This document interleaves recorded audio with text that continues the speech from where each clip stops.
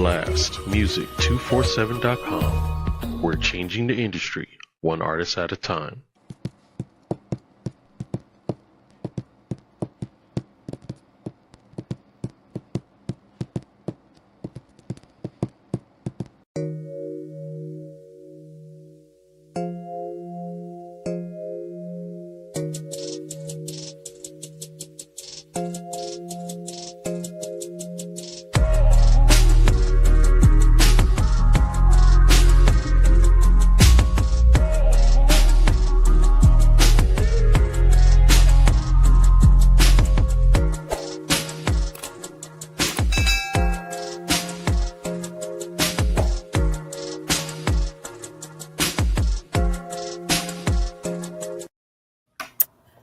Good evening, everyone. Welcome back to another episode. I think this is episode 16 of the Sayless podcast with Comeiko. I hope your day is going well. I am going to jump right in this because I know this here show is going to be real juicy. So I'm not going to even do all the shenanigans that I start with. We're going to skip it. Okay. So we're going to start with our motivational quote. I chose something that is based off of the topic today. So that quote is this: you can carry this throughout life until you do what you're supposed to do. Okay. So this is: planning today is the greatest gift you can learn or you can leave tomorrow. Hold on. I got my glasses on. Still can't see. Hold on. All right. Planning today is the greatest gift you can leave tomorrow. A will or trust isn't just paperwork. It's peace of mind, protection, and a legacy for those that you love. Okay, that is the quote. It should always be the quote until you get it right. Okay, so take that with you. And I'm going to, of course, nothing spectacular today for me. It's hot here in Texas. Okay, it's hotter than hot. It's one of those hots that you just want to be right with the Lord because you don't want to go the other direction because you already know what it's gonna feel like. Okay. It is hot, like to the point you walk out and you just want to just pass out. So it's really not a time for spirits. And even though I had a light day, I'm, of course, starting out with my communion. Glass of communion today. No spirits. Of course, it's my lolly, the brand I'm stuck with now. So that's my beverage of choice. So also, to the shorts from last week's show, Friendships Part 2. I have not posted those, but I will post those in the Sayless Facebook page so you guys can see a snippet of what last week's show was. It was pretty good. So anyway, today's show, we have an amazing special guest. She is, the little amount of time I've spent with her on the phone thus far is absolutely just golden. Okay, so she's going to share some of that with us today, and I'm going to allow her to introduce herself. Hey, I am Nishan Mitchell. I'm an attorney. I've been an attorney for 25 years. I am one of those people who went to law school to help people. And in doing so, I've done a lot of things in my career. Like I've been a prosecutor. I've been an administrative judge doing things like child support hearings. I've been an assistant attorney general, and I've had a private practice too. My latest passion, though, is helping people get their affairs in order, not just to pass on things properly, but to start creating legacies, building generational wealth, and things like that. So there's been a lot of talk lately about generational wealth, and it's always tied to making money. But the real way to do it is to pass it on correctly. Because if you make the money, but you don't pass it on to the next generation and it gets lost in your generation, then that's not building generational wealth. So there's so many people I've run across in my career that, of course, don't have wills, don't have trust. They don't have anything, not a power of attorney, not a healthcare power of attorney. It's created so many issues. So my new passion is helping everyone get started, no matter how small, no matter how big. We're going to get started and getting our paperwork in order. Yes, and because I'm forever telling folks that, and I need to get my sugar honey iced tea together. Okay, so that is very important. I know that it's so funny because I was in the office for a little while today, and I was speaking with my manager, and he told me about, they just did that with all of their assets or whatever. And he was laughing because he was just like, yeah, $4,000 later, but they have a hefty amount of assets, right?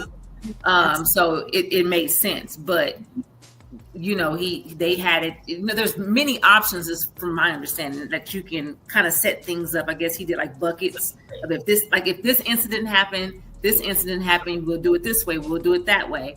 And I just feel like it is just super duper important, because even in my own family, I don't know what it is about when people die. Everybody want to fight over money and what they want and who deserves what. But sometimes it's not even over money. There's legit a case about a rolling pin, a baking rolling pin that a family was fighting over, but it had meaning in the family. And so sometimes it's the smallest things, but we can prevent all of that by making plans, like your motivational quote said, and getting things done. So I just wanted to talk today, and I love it that you have a casual atmosphere where people don't have to feel like this is formal. Yes, I'm an attorney, but people out there who know me will tell you I'm like, I'm like serious when it comes to the business, but I'm like funny too, So I like it that it's casual. We can all just have a conversation. If I think people are able to send in questions, you guys have questions, I'll take them live as they come in, or however you want to do that. But if you want me to, I can go ahead and get going on some of the most popular questions that people ask. Is that Jerome? Oh, Gerald. Oh, yes. You grew up with him. Okay, yay. Yeah, she's golden. Yeah. Okay, all right, so this is what it is. I'm going to start with two interesting facts, but stay tuned, because I'm going to answer the most popular question people ask me, which is, do you have to have a lot of assets or money in order to have a trust? So I'm going to answer that. But so when I said this is my passion, what it is I'm really interested in helping minority and underserved communities to get their paperwork in order. That is the Black community, our brown communities, the LGBTQ communities. That's our immigrant friends. That's who most pressingly needs these documents. So one interesting fact is, since emancipation, the Black community has lost between 11 and 14 million acres of land. That is wealth that is gone that we will not get back. That's wealth that's gone that we could have been building on since emancipation. And imagine where all those families would have been had they been able to hold on to that land. Because after emancipation, thousands, tens of thousands of Black families, they were awarded land and homesteads of up to 160 acres, which we had but lost due to either taxes not being paid. But the more common reason was because we didn't have wills or trust or documents, or even basic things like identification for who we were in order to prove it was our land, and it was taken from the family. So we are continuing to lose land that really should remain in our families.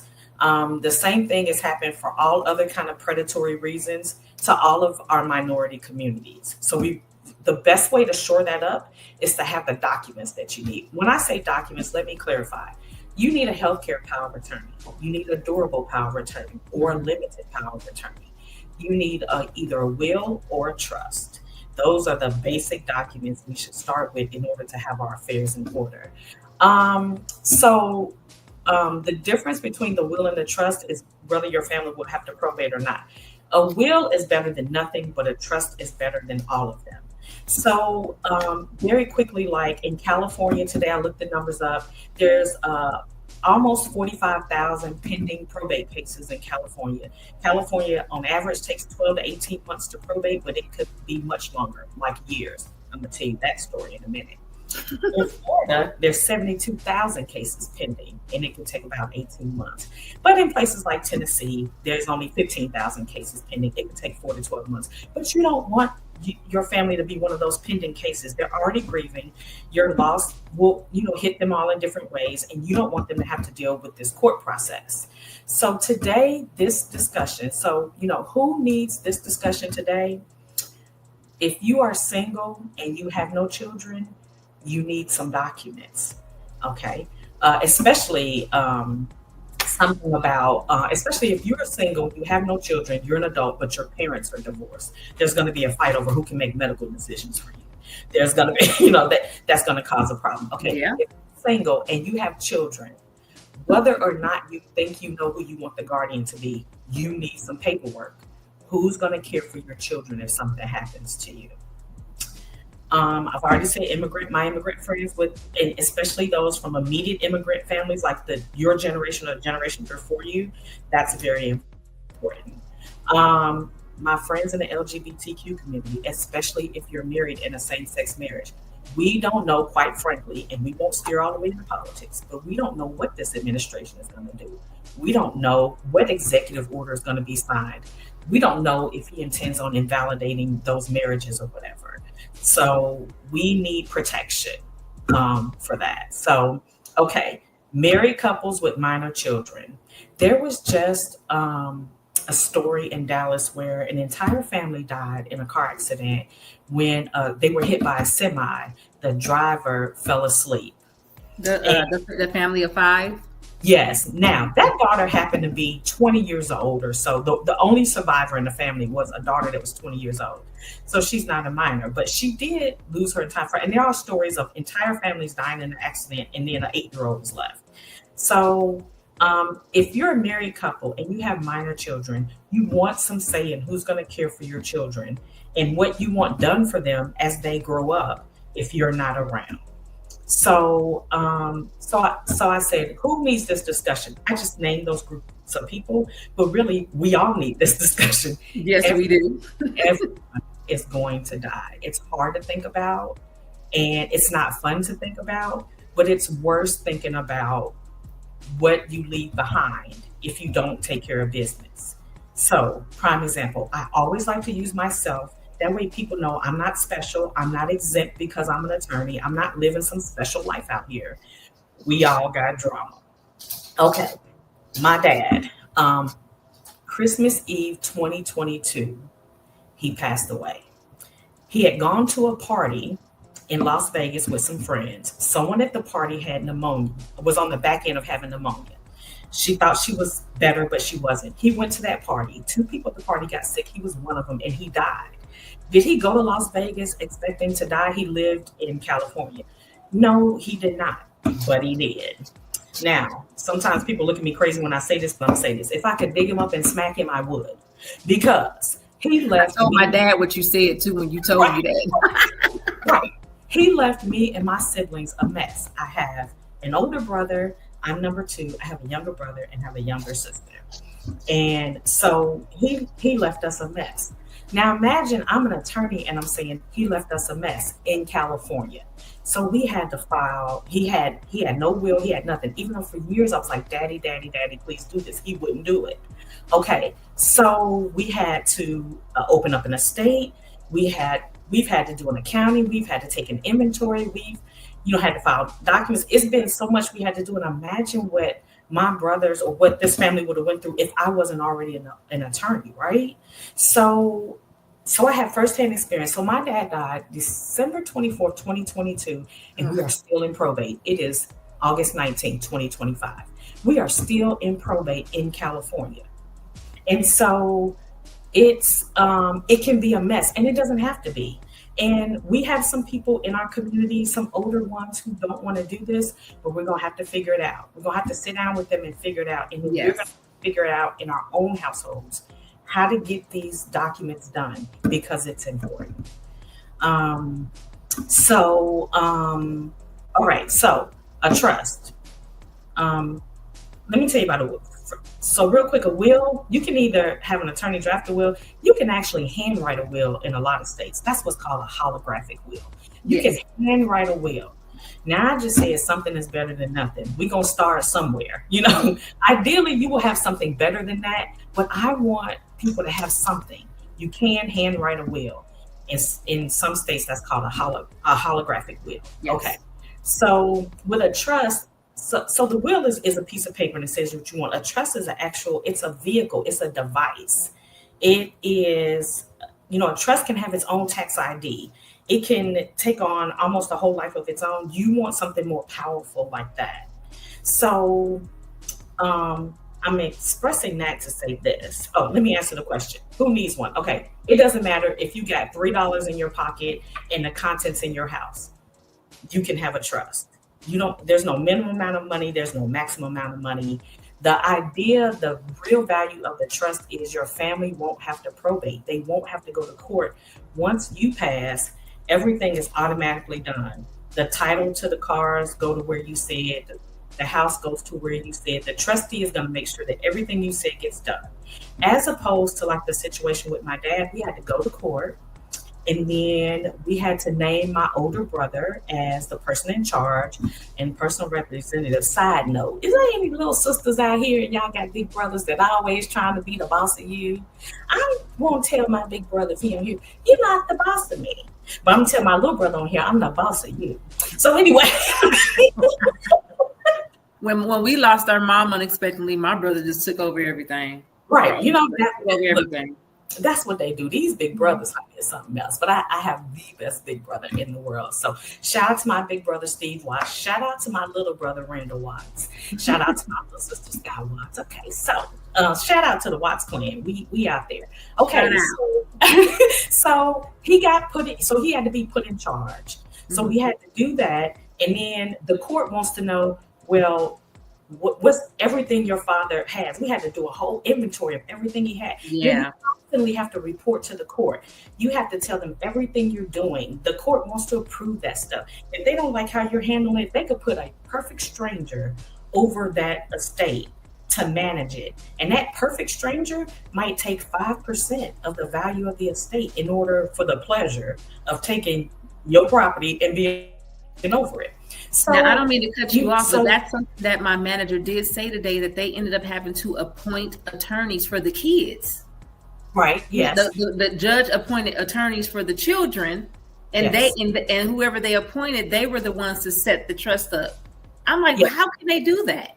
Yeah. If the court feels like whoever is standing there in front of them is not going to adequately represent whatever best interest the court is concerned about, they will appoint people and put them over your father's estate, your child's estate that died, your husband's estate. Sometimes, they will put someone over it. So this is why we need to make decisions while we're here for what we want to happen, so that some random person who's on the bench is not making these decisions for you. And a lot of times, even if you hire an attorney, we don't have a lot of control over what the judge will decide. Right. And like I said, my individual family's just been very fortunate that I've been able to do it, and we've been able to steer it in a certain way. The other thing that I'm fortunate about is none of the siblings are fighting. Beautiful. There's no argument, and everyone is yielding to the big brother and what he's saying. And there's no reason to fight about it. Like, let's just get it handled and get it done. But the fighting is a huge obstacle, and I would encourage people to, as much as you can, get along through this process. That's enough. If the court sees fighting, or if the court sees 3 different people show up, especially if it's 6 siblings, you all have the same parents, but 3 different people are fighting about who should be in control, the judge is gonna be like, I'm gonna put the deputy clerk over your parents' estate or something like that. So fighting, we see division.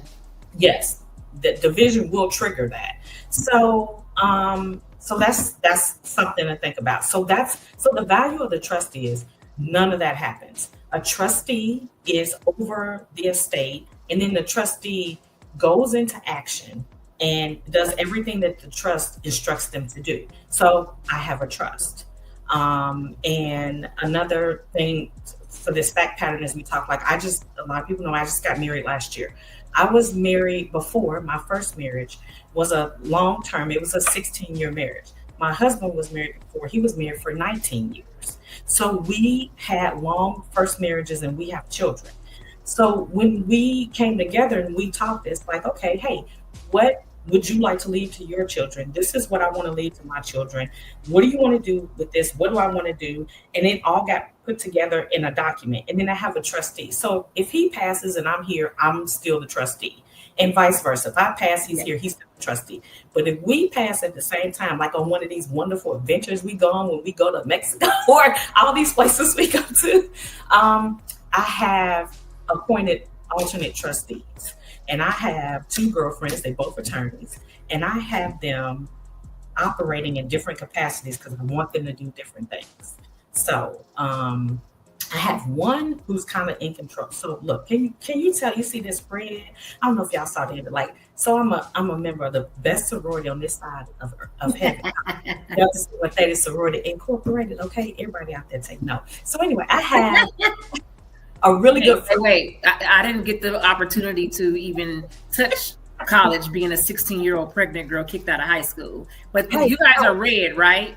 Yes. Okay. Okay.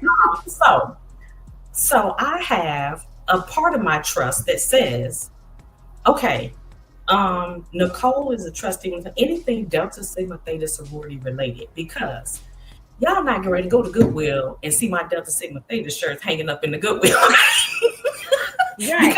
Because my family doesn't know what to do with them. You know, some of these, but these are really important things. We have, rituals and different things that we have that we're charged with. And that stuff is sacred and secret and confidential. And so she's going to come in and take possession of all that and make sure it makes it to the national president. To the local chapter president. So she'll come and she'll keep what she wants. I know Nicole Smith. Won't keep what you want, but she's gonna make sure that stuff is protected and it goes to the chapter president of a local Dallas chapter, or dispose of it in a way that's proper so that it doesn't get out there. But I have another trustee. Now she's over most of the entirety of the trust because she don't play. So I picked somebody who I know don't play, because she's going to follow it to the letter. She's going to distribute it the way it says it should be distributed. And if anything goes on outside that, if anybody acting up, she's going to give them that eye she got. Yeah, Martina Smith got an eye she'll give you. And she'll look at you and you're going to go sit down somewhere. So we want to put somebody in charge who we know will carry it out. But once again, you can have a few little things. You can have a lot of things. There's no minimum, there's no maximum. The point is, whatever you do have, especially if you have items that are of sentimental value to people, you would be surprised of what's of sentimental value to people. You may want to engage people in discussions and say, what is it that I have that you would like? So you would know, and you can make those kind of provisions. Yeah. So yes. And then one quick thing I'm going to touch on, and then you can see if you have questions coming through on the thing is, there are online drafting services. You can get on these online platforms and you can get a will for $199 or something like that, right? Or POA, because the funny thing is, I actually just drafted up a medical POA for me and my husband on some site. I mean, it's drafted, but I didn't pay for it, but I just did that. So those have a purpose, and the POA is like a little bit better to use those sites for. When you talk about especially a trust, yes. Because like you said in the beginning, they can be very specific and directed to your situation. When you use those sites, they don't really tailor things to your specific situation. You can't, I don't want to say you can't call and talk to them. You can, but there's going to be an extra fee. There's going to be an extra cost. But when you have an attorney that will draft it for you, like when I do it for my clients, I'm your personal family attorney for as long as you want me to be your attorney. So every 3 years, we'll have a meeting and make sure your document is still updated. But in the first year, if you need updates, I do those for free. That's part of the initial cost. And sometimes in the first year, people forget or they acquire new things and they need to add it to the trust. We need to update the trust. Okay. But these sites are not notifying you if the law changes. They're not keeping up with your family situation to know that, hey, you told me your daughter had a baby, but your trust didn't, it excluded grandchildren or something like that. Like, hey, we need to update it. So no one is looking out for any updates that's necessary. No one is updating you on whether, the law is changed. And you have an increased risk of errors and omissions in those documents because they're not tailoring it to you. Yeah. So I would just say it is, especially when it comes to a trust, a lot of you get what you pay for because you're not getting that specialized service. So, that's why them press go. Go. I just wanted to address that really quickly. Yeah. And yes, I'm sorry about my lighting, y'all. The sun sets in the front of my house in the evening, so the sun is coming through my window. It's just a ray of sunshine. It's a ray of sunshine. And I, as I typically do for my people that watch me and follow me, if you hear tap dancing, that's my grand dog. Okay. Claxton Taylor. That's tap dancing all around here underneath my feet because she's loud. So, okay. So I did have a few questions that came in, but you've already answered them. Oh. Then I, of course, you know me, I'm just like that research. Mm-hmm. I told you I want to be an underwriter. I like to dig. So let's see. I know in 5 minutes we're going to break and have VP introduce the artist. Okay. But I think we can knock this out before then. So what are the most common mistakes people make when writing a will? I think they underestimate the things that they have that are maybe sentimental to someone else, but to them kind of has no meaning. They underestimate. They don't think to plan for things that could happen in the future. They don't look far enough ahead, in which a lot of times attorneys will, because even if it's not just estate planning, but we've just seen so much, you know, like divorces and personal injury case, wrongful death cases. Just like you see a lot of experiences like, look, at this point, I know anything can happen. Did you think about this? Did you think about this? If you're sitting, because I said earlier, you could do a holographic will and write it out yourself. You can, but if you're sitting by yourself, all you have as counsel is yourself. You're not talking it out with anybody or asking. And then so, you know, an attorney, or even if you bounce it off a friend or something and say, well, girl, did you think about this? Did you think about that? And they're not, people think, oh, that'll never happen, or this will never happen. And anyone who knows attorneys know we plan for anything that could possibly happen. That's why the document is so long. On average, the trusts that I draft are about 54 to 60 pages long. They're going to cover almost just about anything that can happen. So I think those are some of the bigger mistakes that people make. Yeah. And you know, it sometimes you just, well, I know for me, I'm a realist, especially after losing my mom. You know, I lost her to the hands of a man, and you know, that was just not what we were thinking, you know. Right. But you know, so I'm a realist when it comes to death. But sometimes you just got to sit down and be real and thoroughly think about the things that you do have. Because sometimes I'll say, we have our house, you know, car, whatever. I've been out the corporate world for 3 years now. So as far as like, you know, 401k and pension and all that, I'm an entrepreneur Black lady now. Yeah. But it's the little things, like you say, it's the little things. Like you think about something that your sister or brother might want, you know, or I mean, like I'm a sneakerhead. You're a realtor in sneakers. Yes. So I'm a sneakerhead. So it's like, who gonna get my sneakers? Like, you know what I mean? You really have to sit down and think. And I had said that too, because for whatever reason, it's a lot of fires going on. And I've never known people, the lightning to strike and kill people the way it's been doing lately. Oh. Like it was a house in Plano that got struck by lightning. It was like 2 houses got struck by lightning. Strange things. And you never know. So I told myself, I said, you know what? I need to sit down and literally take pictures of everything in my home. Because God forbid we lose our home in a fire. You're trying to wrap your brains around, what did I have? Where was this? Where was that? You know what I mean? So it's a lot of work. And I think that's what deters people. It's a lot of work because you got to think.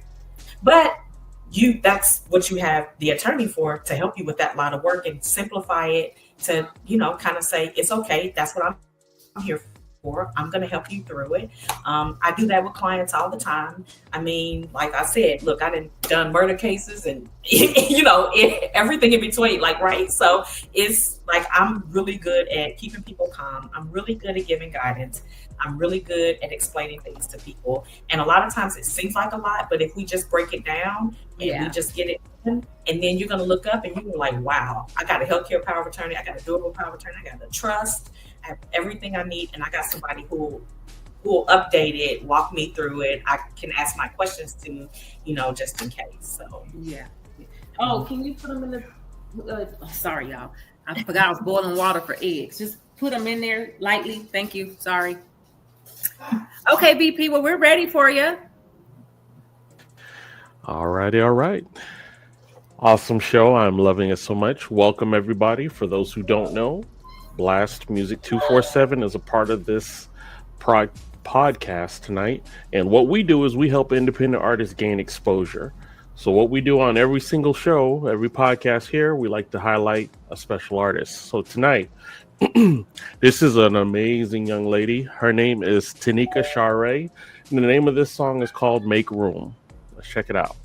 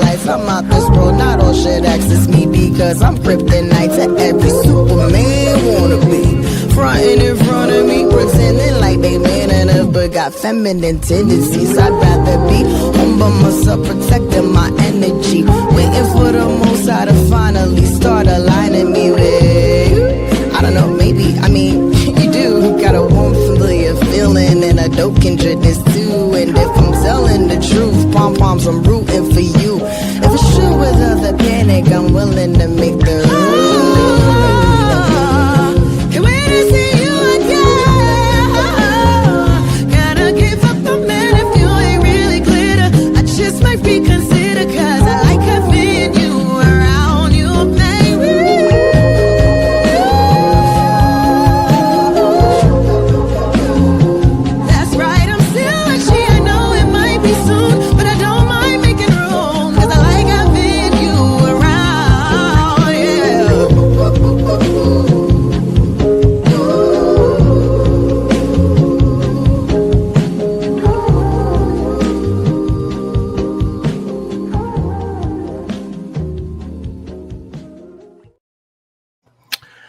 Yes, indeed. And that was Tanika Share with Make Room. And if you are an independent artist or a spoken word poet or up and coming comedian that needs some exposure, you can go to blastmusic247.com and register for free.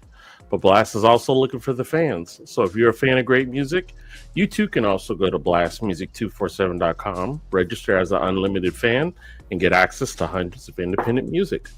Blast, we're constantly changing the industry, one artist at a time. All right, ladies, back to you. Thanks. I love that artist. She is amazing. Sounded good. Yeah. So, okay. So we actually got through that question really quick before the artist was. Yes. I guess we probably can say before I move on with a few other things that I had on here, if anybody had any live questions. Oh, there you go.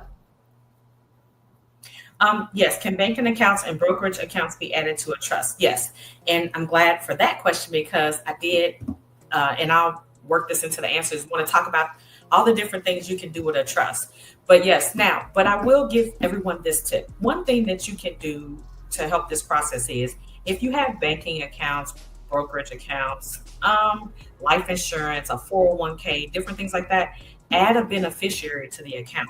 Because if you do that, it's already automatically going to go directly to them. I had a lady call me and she wanted a trust.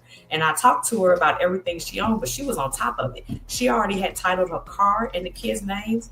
She had deeded the house to the kids. She had everybody's name on bank accounts. She had taken care of it. I was like, you're great. Really, there's nothing for me to do. I mean, we could get what's called, I could have given her a will for the residual, anything that may have been left over. Say she wins the lottery at the last minute or she gets some last minute property. But if you can put as much stuff as you can already put people's names on, then that item is going to directly go to that person and that takes care of it. So another thing to know is life insurance money that you get and when someone passes, that's free from income taxes. So having adequate life insurance is another way to build wealth and pass it on. So a lot of communities, not mainly the ones I mentioned when we started this podcast, right, actually use life insurance as a way to pass wealth on to successive generations.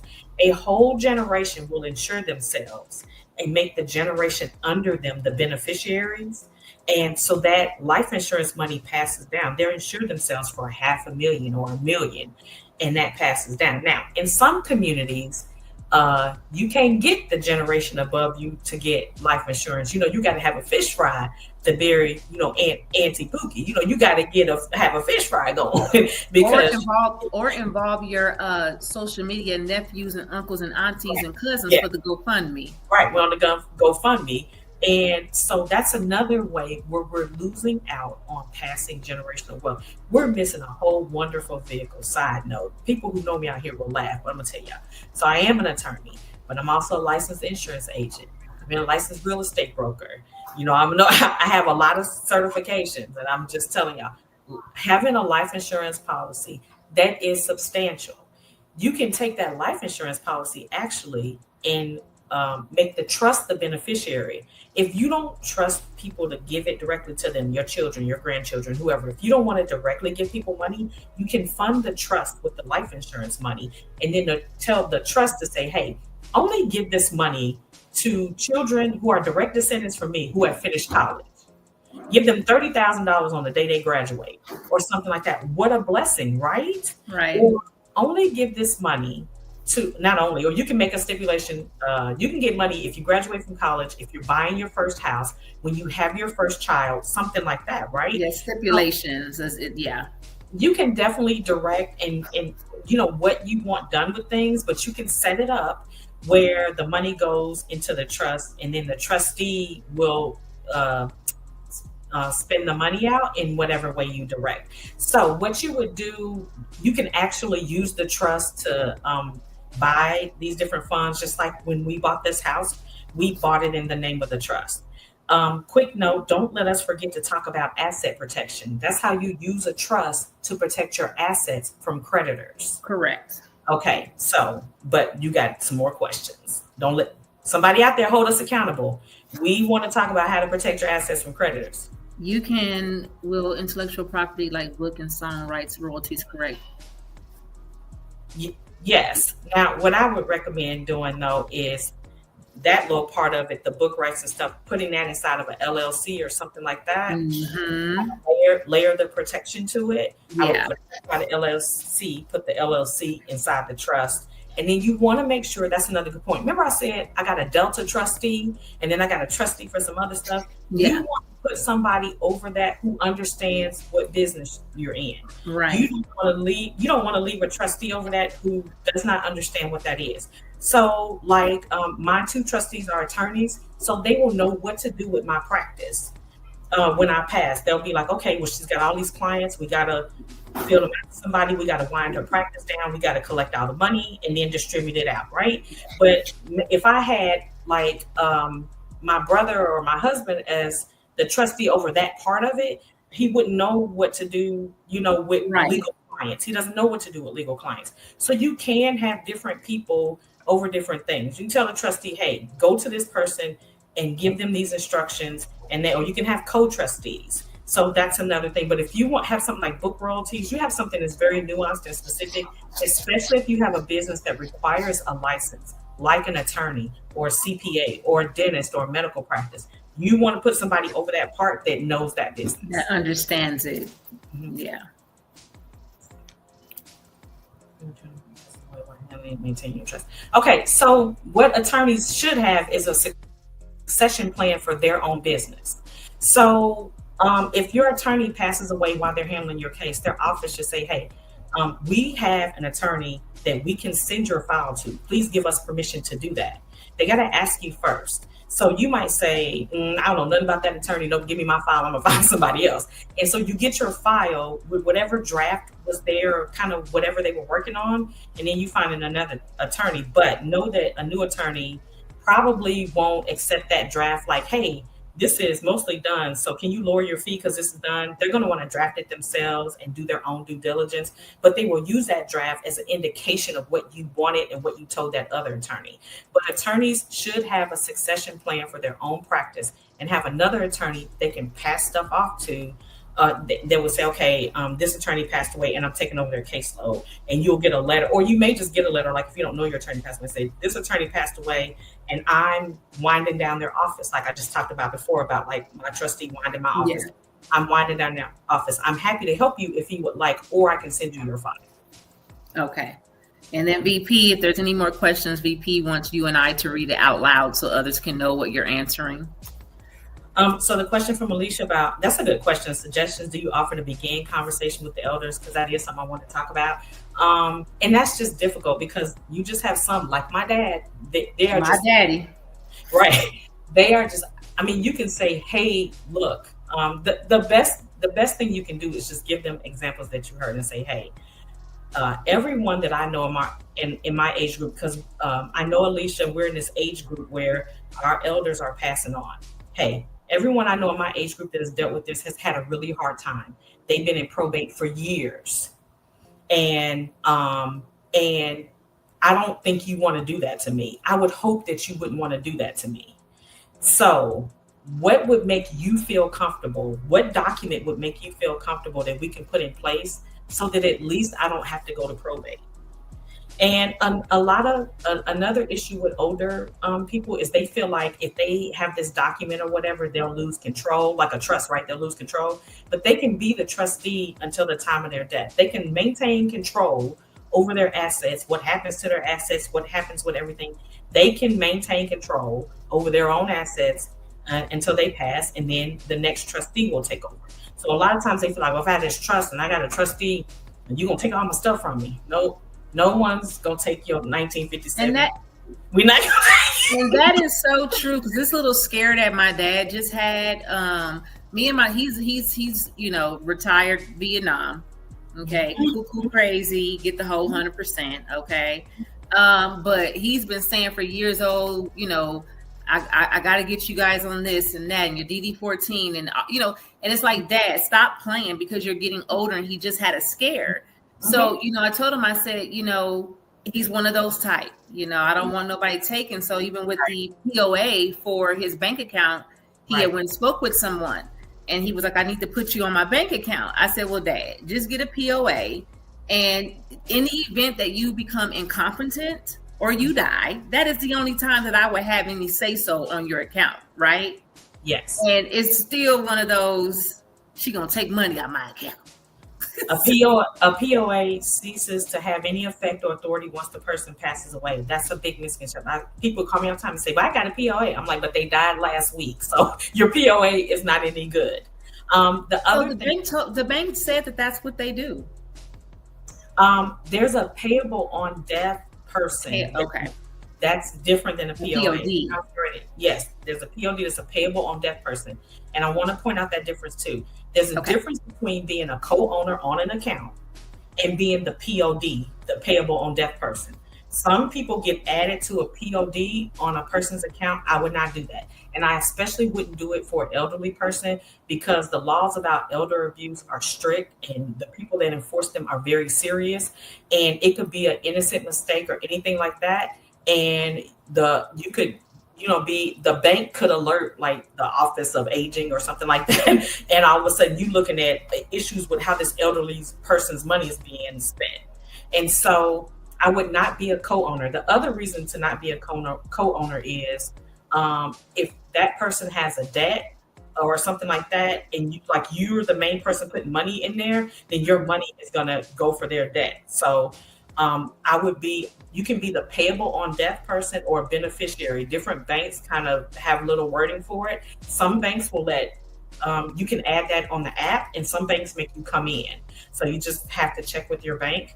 But that's two different things. And before I got to be a co-owner on anybody's account, I would think about it very carefully. Okay. Mm-hmm. Okay. That's good. Let's see if there's anything else. I had something on mine. And I saw Destiny saying, hi, that's not real. Hey, Destiny. Okay, so let's see. You already spoke on the plan to protect the children and the minors. You already spoke on that. You already spoke on the life insurance. The credit protection from creditors. Okay. See, y'all, this is real life me remembering stuff. Now, that's the one right there. Yes. Okay. So this is what it is. When you have a trust, generally for asset protection, okay, there's two different kind of trusts. There's a revocable and an irrevocable.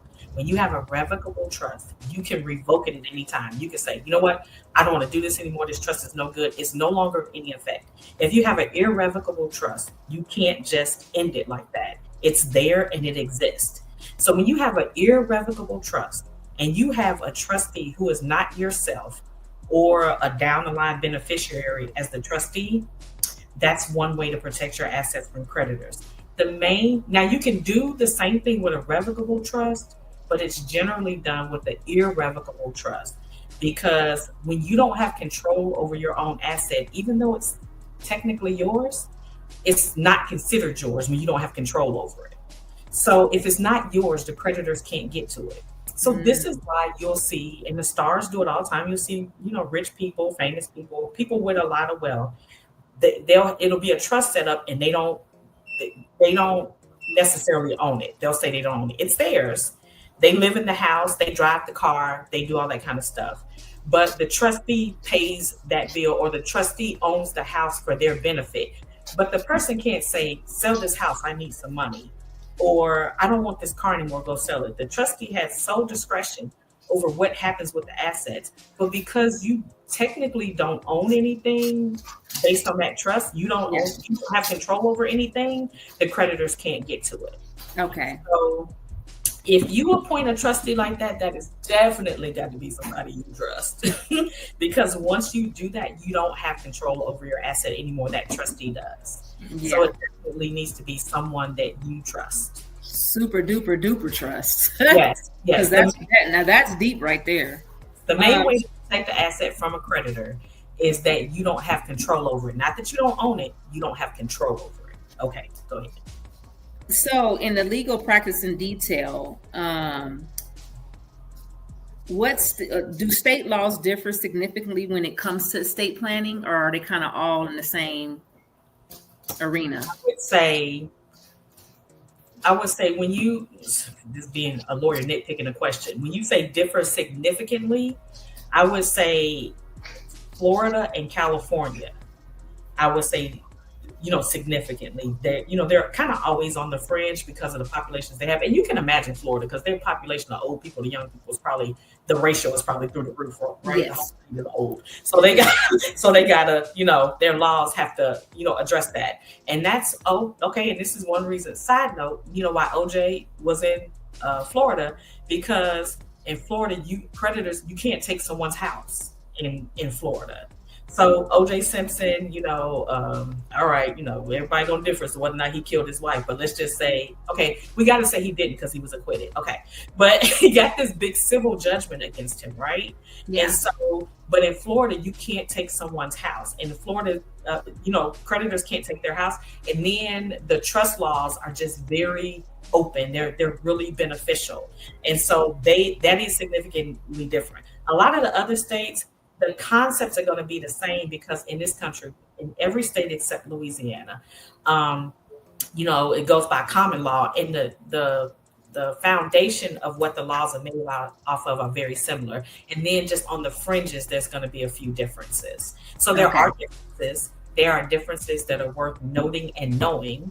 The attorney that prepares your document in your state will know that.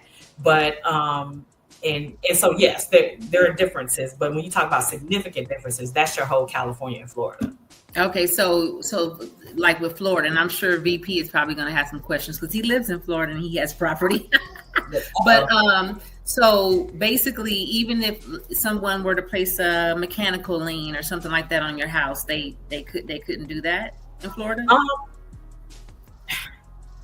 They can still place a lien. They have to do it correctly. That's the thing you want to be careful about. It does make it harder to get at the house, because you have to place the lien and the house is inside the trust. But valid liens will still have an impact on the house. It just may make it a little harder to get at them. Okay. But also, too, the trustee can have more of an opportunity to resolve those things. So, yes, you always want to be careful of a lien on property. Okay. And you can still put your house, like here in Texas, we put our house inside the trust, and you can still get a homestead exemption. You just have to word the trust correctly to get the homestead exemption. Okay. So you can still get that if someone was worried about that. Yes. Okay. So I'm taking this off of the will side, because Okay. all of my little questions that I had, honey, you have covered them. Okay. But on the will side, can a will be contested, and if so, under what circumstances? Oh God, yes, a will can be contested in almost under any circumstance. They could say the person who drafted almost any circumstance. The person who drafted it was incompetent. They were under undue influence. The person who gave away the property didn't have the authority to give it away. And sometimes when they contest that will and they go to court, the whole thing could end up being reformed based on testimony and all this other kind of stuff. So the other thing, real quick to point out, if you don't have a will or a trust and say, this is who I want my stuff to go to, the law is going to determine who your heirs are. So what happens is, if you pass without a will, there's going to be a petition for probate is going to be filed. Then you have to file notice in the paper for 3 consecutive weeks. Hey, this person has died. If you have an interest, come forward. If you have an interest, come forward. If you have an interest, come forward on this particular day. And then at that day, people are going to come forward and they're going to say, I'm the daughter, I'm a son, I'm this, that, or the other. Now, this is not so much a problem for women as it is for men, because I have seen babies show up and people show up. And we've had to do DNA tests. Like when I've done wrongful death cases in the past, and we get money for the person who died, that's, everybody know that's when people come out the woodwork, when it's money, to be here. And so the secret babies come out and all that kind of stuff. Oh, yeah. But so what happens is all these people come forward, they tell the court what their interest is in the estate, and then the court will write an order called an heirship determination. They'll say, order a determination of heirship. They're going to say, okay, this person is an heir, this person is a daughter, this person is a son, this person's a niece and nephew. They're going to list everybody that the court determines is an heir, and then the division of property will go from there. So if you don't do it, the law's going to do it for you. So that and I apologize for that. My husband and his friend was in the kitchen talking loud, so I had to find something to throw back there. That I was like, "Are you serious?" Right? I'm looking at you. Said, "Are you serious behind me right now?" So that means that I don't know if you watch All the Queen's Men, but the sister is contesting that wheel with the other sister that then came in and take everything, so she can contest that wheel. So absolutely, 2 or 3 or more people can come forward and say, I want to be the person over the estate. Appoint me as the personal representative or the administrator. If you don't have a will, it's an administrator if it's a man, it's administratrix if it's a woman. If you have a will, it's an executor if you're a man, executrix if you're a woman. So 2 different people can come in and file to be the personal representative. And then the court would just weigh that and say, okay, it's you or it's you, so there can be a whole battle. And that's what I'm saying, that's early on. So you file a petition for probate and you already got people fighting over who is going to be in control. Before the person's even in the ground. Right. And I want to throw this in real quick of what it costs to probate, because we talked about it. Look, hourly, it could be $200 to $500 an hour. 40 hours at $300 an hour is $12,000. I mean, like 40 hours. Imagine your 1 work week at $300 an hour, which is kind of the low end, is $12,000. So not many people can afford the probate process. That's why you do a trust. Nothing goes probate. If you have a will, it has to be probated. You got to file the petition. You got to show up to court and say, Your Honor, look, there's this will. And then everybody gets to look at it and say, that ain't the will. Y'all remember Aretha Franklin? She had the will in the couch. And they pulled it out, and then the other family was like, no, there was one in the safe, and then the other, so you can create that kind of problem. But it's anywhere from $200 to $500 an hour. Some attorneys will charge a flat fee, but some attorneys, especially in California and Florida, because the states are so big, they charge a percentage of the estate is what they charge. They're gonna take a percent of the estate as the fee in order to handle it. You can get around all of that by having a trust. But you can't the will for almost any reason. You could say the person wasn't competent when they did it. You could say the signatures are bad. You could say the person didn't own the property they gave away. You could just say they gave it to the wrong person. I'm supposed to have it. I'm the oldest. You could say that's not even a real child. I want a DNA test. You could say, any and everything you can think of. Once again, it can be said. Yeah, that's been really, really heavy on my heart. So, of course, we'll be talking, I want to get that prepared. And hi, Poopy. My daughter just came on and said good information. I saw you, girl. But it's so important. And like I say, when I initially talked to you, I said, I don't really have much, and you clarified that and said, it doesn't matter what you have. It's just a matter of avoiding the complications, when it comes to the loved ones that you leave behind, when it comes to your affairs. So then I guess we can say, typically, what are the costs involved in setting up and maintaining a trust? The cost can vary depending on how complex it is and kind of, how many beneficiaries involved and stuff like that. But basically, the range could be $2,500 to $6,000. And for me, like I said, I build into my price the first 3 years of changes, of phone calls, of taking questions.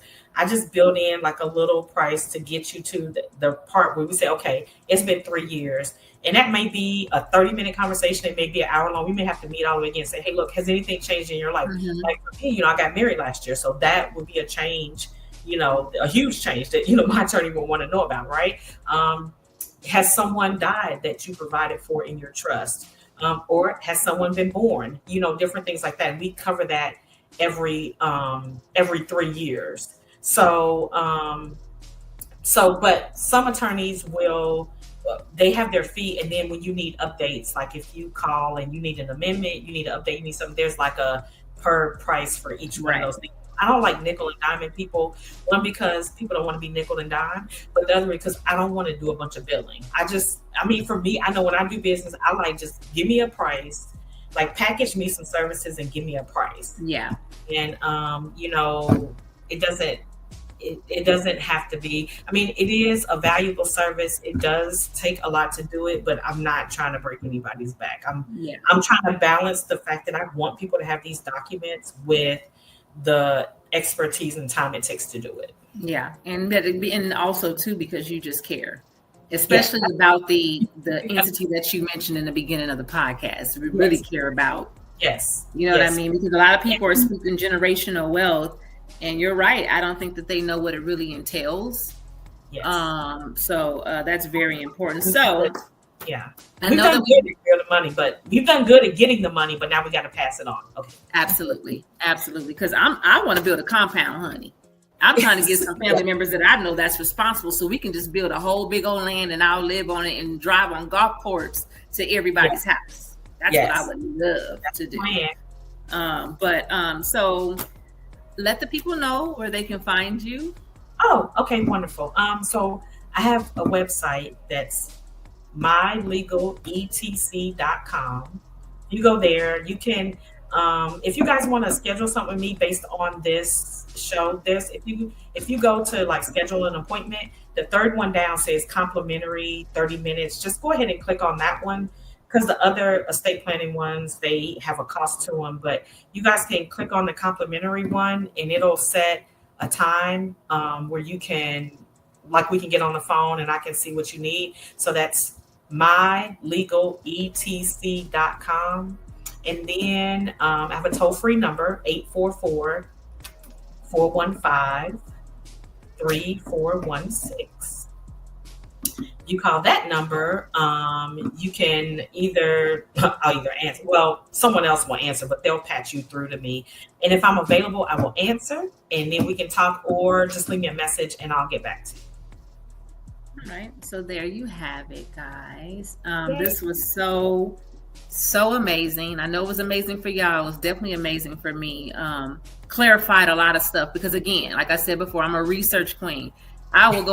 I got in trouble today from my RSM because it was something about probate over this weekend, and my husband had sent me a text message about one of the people that live by the property in Waco, and had a question because the house, they're in probate and the house is getting ready to be taken by the bank. And so I told my RSM, I said, yeah, I had some questions about it. I said, but it was the weekend, I didn't want to bother you, so I Googled it. He they had thrown everything in the room at me. Like, don't you ever do that. But I'm just, that's just me. I Google everything and I go through different resources just to see if it matches and all this and that. But this was perfect for me because, again, and I just turned 50. So I get nervous.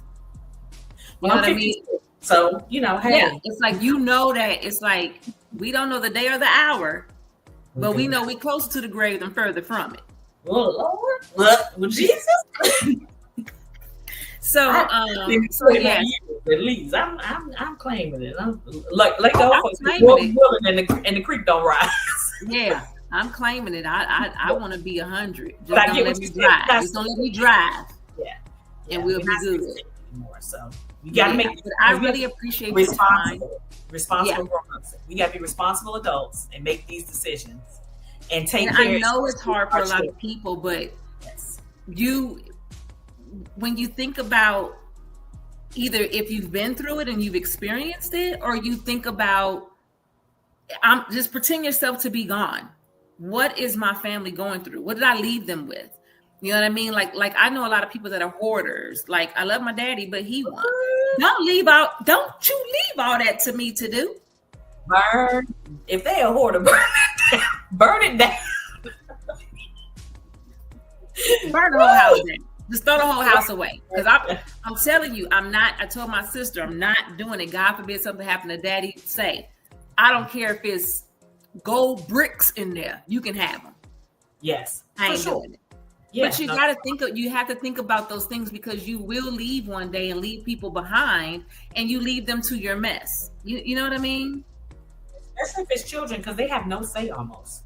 And so leave a plan for your children. At least that, Yeah. Okay, real quick. If you don't know where to start, get a healthcare power of attorney first. then get a durable power of attorney, and then, work on the trust. Now try to do that stuff close together. Try to hurry and get you a document that's like a trust or something. But that's kind of the order, because a lot of times people get sick. So, get the healthcare power, get the durable one, and then get a trust or a will, whichever one you can do. You might have to get a will first because it's cheaper, and then build to a trust. But make a trust your ultimate plan so your family don't have to probate. Correct. Yeah, and like I said, the POAs and all of that, the medical and all of that, I had it drafted for me and my husband, but it's still sitting there because it was like $99 a page or something like that. Jesus. It's still sitting there because I can't read it. You understand? I can't. It's like they're drafting it, and I got to pay the $99, but I can't read it to see what it entails. Yes. Normally, my process, I feel like I draft it personalized to me. Yeah, I draft it. We make sure it's right, and then I finalize it for you. Correct. And so I don't really like that. You know what I mean? Because I don't feel like I'm hands-on with something that, we may need to use one day in the event that something happens to either of us. Absolutely. Yeah. So, but yes, I appreciate you. I appreciate your time. And for those that this show is on my YouTube page, which is the Sayless podcast with Miko on YouTube. You can, the link is on my Sayless Facebook page as well. But you can go back if you didn't get a chance to write something down. You can always go back and watch this show. It will always be either on my YouTube page or the Blast Media YouTube page.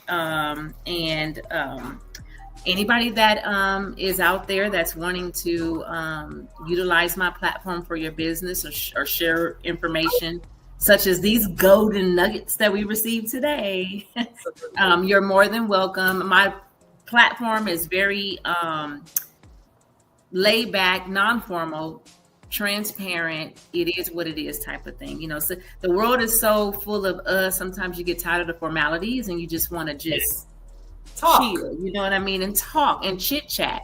So I'm always open to topic suggestions as well. I know I'm a realtor, and sometimes I'll talk about real estate, but life be lifing. So I'll be liking to talk about life. You know what I'm saying? And anybody that know me know they can call me, inbox me about real estate questions. But for the most part, I think that we all just need to jump into this reality pool and try to get life together all as one, help each other. You know what I'm saying? So that was what I wanted today. I think that's what I got. Hope that's what you got. And then Nashawn, you can stick around for a minute. We're going to intro out. Okay. And again, thank you guys for joining the Sayless podcast with Miko. I don't know what the topic's going to be next week, but if you have any suggestions, let me know and we'll talk about it. So until then, you guys have a blessed week. Bye. Bye.